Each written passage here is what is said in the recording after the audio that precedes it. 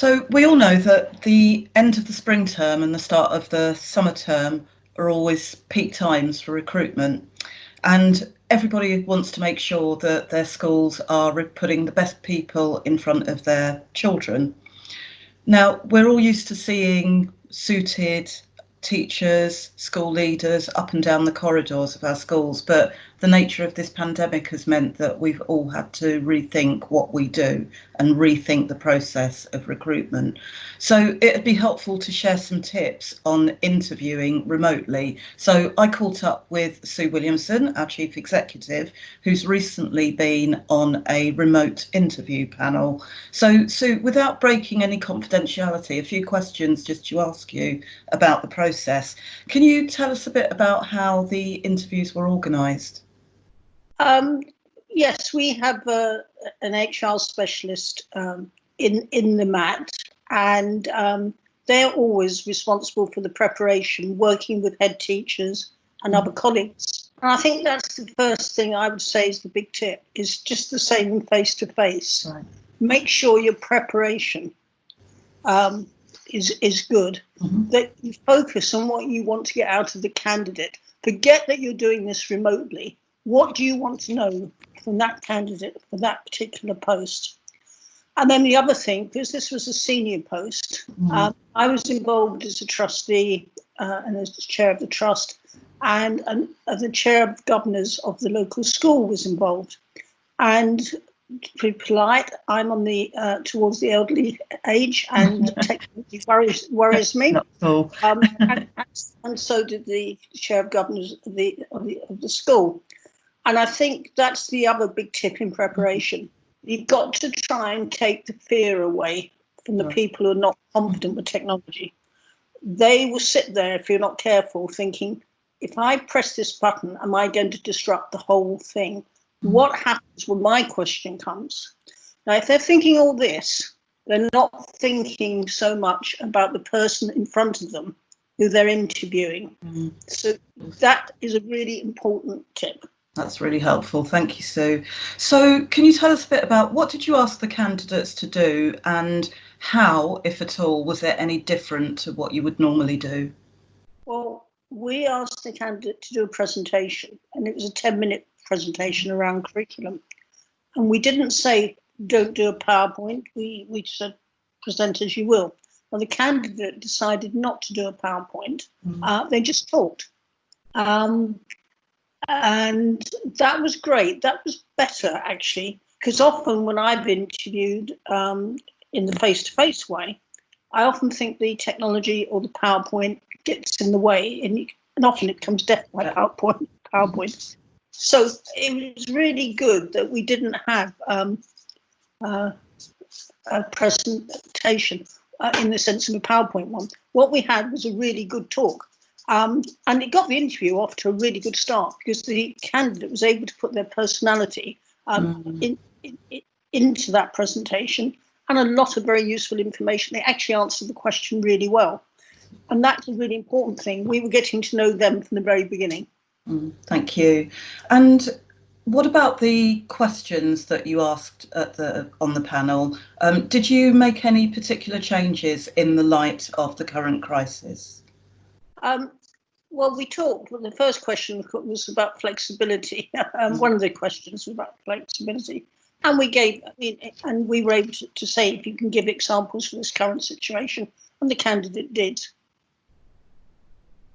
I think the thing for me would follow up. You know, the great thing about questioning often is the follow-ups that are not written down. Yeah. And we were able to do that in an online setting. How easy we found that, I don't know, but we did it. I certainly thought with my questions, I didn't feel constrained by doing it online. So, Sue, you've already talked a little bit about taking away the fear, and particularly in relation to the panel. But what about putting a candidate at ease? What tips have you got on that, and on how you build rapport with a candidate when you're perhaps meeting them for the first time? Well, again, I think some of it is in the preparation, and certainly the HR person was able to talk to them and reassure them about the process. then the chair of the panel was very good in starting off the interview by saying, we know this is very different. Don't worry about it. Also, we had our emergency measures if all of a sudden the candidate or one of us disappeared off the screen. So the candidate knew that we were prepared. They knew that if things went wrong, we were going to be flexible. And I think that's the thing for me. You know, things do go wrong, and it's how you react. And we just hoped it wouldn't be in the middle of their presentation. And it went fine. But I think being upfront, natural, normal with the candidate, which you do anyway, they're going to be nervous. They need that nerves to get their adrenaline going to answer the questions. Great, thank you. And I know I've done this. We all spend lots and lots of time when we're going for interviews picking out the right interview suit. So was there a dress code for the interviewee and for those on the panel as well? Yes, because it was a question I certainly asked, and we agreed it would be professional dress. Now, we didn't all dress up in suits, and I was just very similar to as I am now, with just a work blouse on. Sure. But the candidate was dressed in a suit, and also what the chair of governors was in a suit, but others were, you know, like I am, just in a shirt or a blouse. But we were clear on that because it would be nothing worse if we'd all turned up formal and the candidate turned up relaxed, or vice versa. So we were clear. And again, that's the main thing. It's the preparation. Yeah, thank you. And within the process, was there anything in particular that you found a challenge? There's a few things you've talked about already, but anything else that kind of surfaced as a challenge? Yeah, it was the way that I recorded my answers to the questions. We had a sheet exactly the same as we would in a face-to-face, but two of the interview panel were completing the sheets online as the interview was going on. I wasn't confident, nor was the chair of governors, to do that. So I was making my notes in the old-fashioned way. And to my comment to that is, it doesn't matter. You know, I was getting down what I needed to do. Okay, I had an extra piece of work at the end. I had to fill in the form and send it off to our HR person. But I wouldn't get stressed if I'm an interviewer about, if you don't feel that confident, don't get stressed about it. Do it your way. Sure. They may take more work, but don't, you know, the key thing of all this, I think, is not to get stressed about it. And just make the notes and focus, as you should be all the time, on the candidate. Thank you. And so now the interviews are over, do you feel that, given the way in which you've gone through that interview process, are there going to be any particular implications for induction or perhaps probation period? Is there anything different there? Yeah, not so much for this interview, because the person was working at the school anyway on a secondment.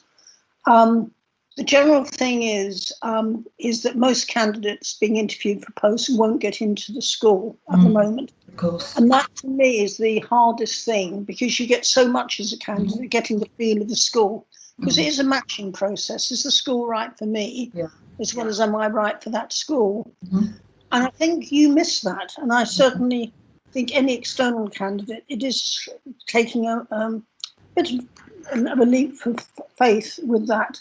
But in terms of induction, if this person was to start now, induction would be very interesting and very different to them starting in September. Sure.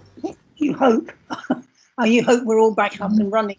But as it happened, in the same mat, an assistant head started on Monday, and they are being inducted, but it is in a very different world. And actually, it's a really good challenge for a new assistant head. And so they've been given a very practical problem about looking at the school's behaviour policy. Now, they're doing it actually with very few children in, but they can focus. And this is going to be the interesting time with those starting, is they'll be able to focus perhaps some more on the things that they can't do when it's the normal rush and hurly-burly of a school. I think the thing is like anything else, it's about good communication, keeping that person feel they're engaged. Okay, they're going to meet people, maybe online rather than face-to-face, but that's still important. And perhaps with a little bit of space, a little bit of thinking time, what we can do is get them all ready to be up and running for when they start, whether it be June or September. But we've never had anything like this, and I think the proof of the pudding is going to be when September or when we reopen, how well new staff fit in. Cool. Thank you, Sue. That's full of lots and lots of tips there for people to take it away, and hopefully this will encourage others to let us know how they've been doing with their remote interview process as well. So thank you very much. Thank you, Angelina. Thank you.